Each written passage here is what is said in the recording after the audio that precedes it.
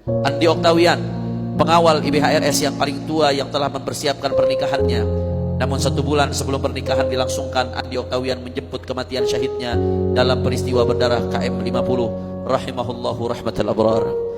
Yang kedua, Syahid Ahmad Sufyan bin Suparji. Ahmad Sufyan yang dikenal dengan panggilan Ambon berumur 26 tahun. Seorang pemuda tamatan SD kemudian melanjutkan paket C, belum ada ikatan pernikahan. Pemuda yang terkenal jenaka dan suka bercanda, namun dikenal rajin hadir majelis ta'lim. Anak seorang janda yang kesehariannya hanya menjual gorengan-gorengan dengan pendapatan 200.000 per hari untuk membiayai Ahmad Sufyan dan adiknya. Menurut keterangan kawan-kawannya, Ahmad Sufyan meminta wangian untuk dipakai di dalam mobil, sebelum akhirnya Ahmad Sufyan dengan wangian yang dipakainya menjadi saksi harumnya darah Ahmad Sufyan yang mati syahid dibantai dalam kasus KM 50. Allahu Akbar. Yang ketiga, Syahid Lutfi Hakim bin Dainuri. Lutfi Hakim adalah tamatan sekolah menengah atas atau SMA. Umurnya 25 tahun. Ibundanya hanya seorang ibu rumah tangga dan ayahnya seorang tukang dan buruh harian lepas di proyek bangunan. Lutfi Hakim biasa menjadi pengemudi ojek online. Menurut keterangan di dalam sepekan mungkin ada 2 atau 3 kali dapat pelanggan, dikarenakan dalam masa pandemi COVID-19 itu pun hasil ojek online digunakan untuk servis motor dan keperluan sehari-hari. Namun Lutfi mencari tambahan penghasilan yang halal dengan melatih remaja di lingkungannya untuk main bola 2 kali sepekan dengan honor Rp50.000 setiap latihan, sehingga dari melatih tersebut Lutfi Hakim kisaran Rp100.000 sampai Rp400.000 per bulan. Pemuda yang rajin ibadah, sopan serta ramah terhadap kawan-kawan dan tetangga.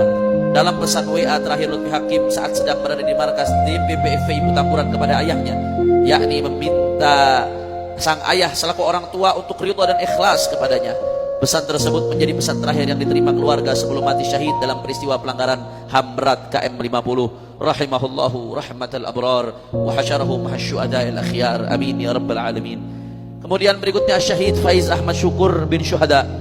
Faiz pemuda berumur 22 tahun, seorang anak sulung seorang mahasiswa semester 5 di Universitas Jakarta dengan mengambil jurusan ilmu komputer dan teknik informatika untuk menjadi seorang digital graphic designer. Faiz sehari-hari menjual logam mulia. Dengan penghasilan itu digunakan untuk membiayai kuliah dan membantu adik-adiknya serta membantu ibunya. Bahkan Faiz sering menyampaikan kepada ibunya akan menyekolahkan kedua adiknya. Faiz pernah belajar di pondok pesantren beberapa tahun, sehingga memiliki semangat ibadah dan mengaji yang tinggi. Bahkan memiliki suara yang indah baik dalam azan maupun membaca Al-Quran, serta kemampuan bela diri dan skill olahraga sunnah memanah yang mumpuni. Dan digunakan ilmunya tersebut untuk melatih anak-anak belajar memanah tanpa dibayar. Faiz begitu kuat memiliki tekad untuk meninggal dalam keadaan mati syahid. Itu dibuktikannya dengan setia mengisi formulir dalam lamaran pekerjaan pada kolom cita-cita dengan isian mati syahid. Bahkan Faiz sempat membuat channel YouTube dengan nama Inmasya, yang merupakan singkatan dari Insyaallah mati syahid.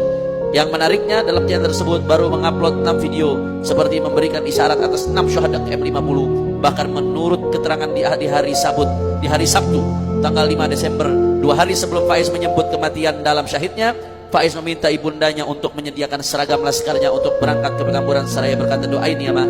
Ternyata itu merupakan kata-kata terakhir yang didengar sang ibunda. Kawan-kawan Faiz mengutarakan bahwa Faiz sering minta doa mati syahid serta doa orang tuanya. Faiz menggapai kematian dalam kesyahidan dalam peristiwa pelanggaran HAM luar biasa KM 50 rahimahullahu rahmatal abrar.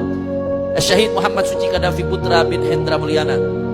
Suci Kadafi, pemuda berusia 21 tahun, anak kedua dari 2 orang bersaudara. Seorang mahasiswa lulusan Universitas Dharma Persada Duren Sawit Jakarta yang belajar di Fakultas Perkapalan.